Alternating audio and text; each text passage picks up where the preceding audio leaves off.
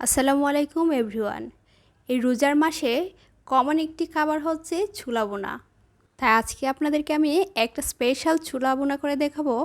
এটা হচ্ছে একদম ঝরঝরে একটা ছোলা বোনা। অনেকেই হচ্ছে মুড়ি মাখা খেতে পছন্দ করে না ছোলা বোনা দিয়ে, শুধু শুধু ছোলাটাই খেতে পছন্দ করে, তাদের জন্য স্পেশালি আজকের এই ছোলা বোনা। এখানে আমি কিছু ছোলা আগের দিন ভিজিয়ে রেখেছিলাম, এখন ভালো করে ধুয়ে পরিষ্কার করে নিয়েছি। এবার এই ছোলার মধ্যে 2টা তেজপাতা, 4টা লবঙ্গ, 4টা এলাচ, সামান্য একটু দারুচিনি আর দিয়ে দিব হাফ চা চামচ হলুদের গুঁড়া, দিয়ে দিলাম 1 টেবিল চামচ লবণ। সব কিছু দিয়ে চুলাটাকে এবার সিদ্ধ করে নেব।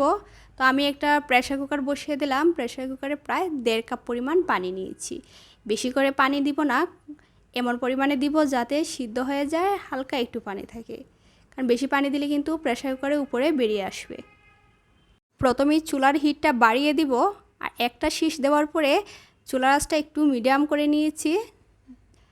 4 থেকে 5টা শীষ বাজার পরে নামিয়ে নিলাম। এভাবে ছোলা সিদ্ধ করলে খেতে কিন্তু অনেক ভালো লাগে। এবার রান্নার জন্য একটা কড়াই বসিয়ে তেল নিলাম। 4-5টা শুকনো মরিচ আমি ভেজে উঠিয়ে রাখবো। এই মরিচগুলো আমি পরবর্তীতে ব্যবহার করব। এবার সেম তেলে কিছু পেঁয়াজ বেরেস্তা করে নেব।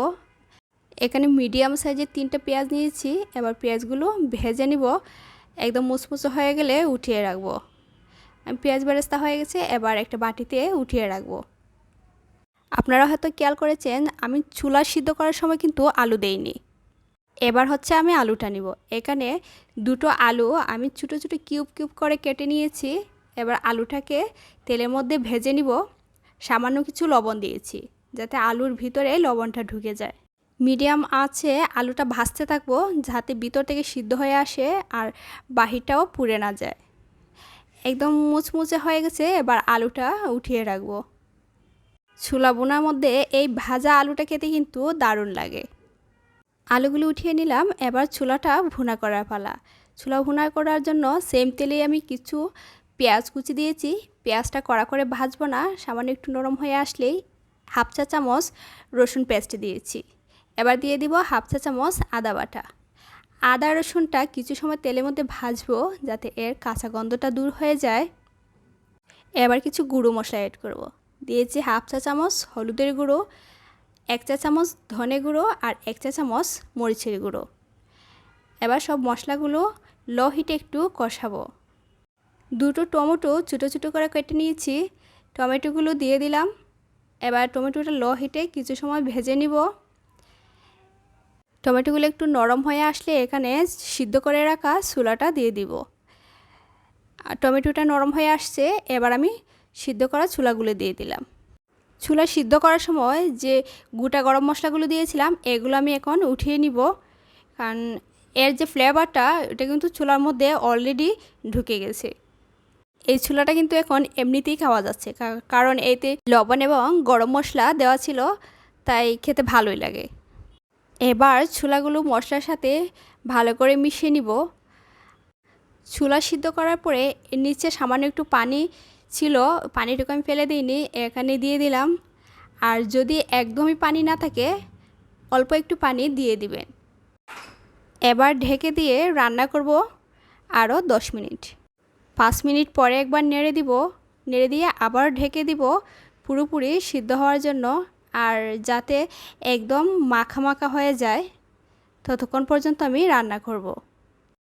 যেহেতু ছোলাটা সিদ্ধ করার সময়ই লবণ দেওয়া ছিল, তাই এখন আর লবণ দিব না। তারপর একটু টেস্ট করে নেবেন, যদি না হয় আর একটু দিতে পারেন।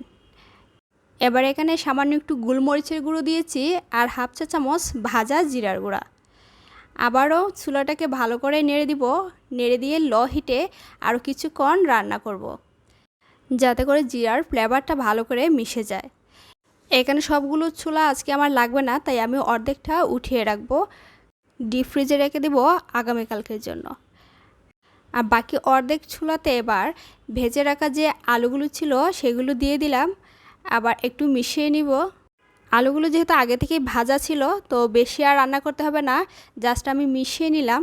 আর হচ্ছে এখানে প্রথমে যে কয়েকটা শুকনো লাল মরিচ ভেজে রেখেছিলাম ওইগুলো ভেঙে নিয়েছি। এবার মরিচের গুঁড়োগুলো ছিটিয়ে দিলাম, আবারও ভালো করে মিশিয়ে নিব। এই ভাজা মরিচের ফ্লেভারটা এই ছোলা বোনাতে অসাধারণ লাগে। এবার হচ্ছে এখানে পেঁয়াজ বেরেস্তাটা দিয়ে দিব। এই ঝরঝরে ছোলা বোনার পেঁয়াজ বেরেস্তাটা খুবই ভালো লাগে। পেঁয়াজ বেরেস্তাটা যত বেশি হয় ততই এর টেস্ট ভালো লাগে। চুলার আঁচ কিন্তু অফ করে দিয়েছি। জাস্ট আমি এগুলো দিয়ে নেড়েচেড়ে মিশিয়ে নিচ্ছি। তৈরি হয়ে গেল আমার ঝরঝরে ছোলা বোনা। একবার এভাবে বানিয়ে খেয়ে দেখুন, খেতে কতটা ভালো লাগে। ধন্যবাদ সবাইকে।